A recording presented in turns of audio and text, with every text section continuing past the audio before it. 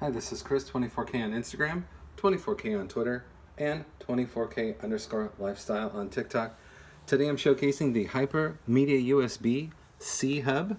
This is suitable for the iPad Air and the iPad Pro. So this will fit onto your iPad Pro like this.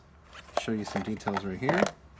That's how it looks with like a desk setup. So it's plugged in on this right side where the plug is. So that's this configuration right here. And you can actually take this rubber guardrail off, and it comes with this extender USB-C part right here. It just plugs in like that. So now you have the USB-C flexible cable here, and then you can plug it into either of those devices. You can also plug it in to your Macbook Pro as well. You have a HDMI port right there.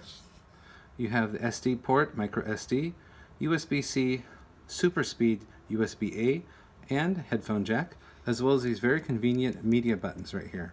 Play, pause, fast forward, rewind right there. And some details about what this has to offer right here. You can do 4K through the HDMI part at 60 Hertz. And again, the SD, micro SD card, USB-C with power delivery up to 60 watts, all through this one device. And this part right here is interchangeable with the iPad piece right here that just slips in over the USB-C port, just like that.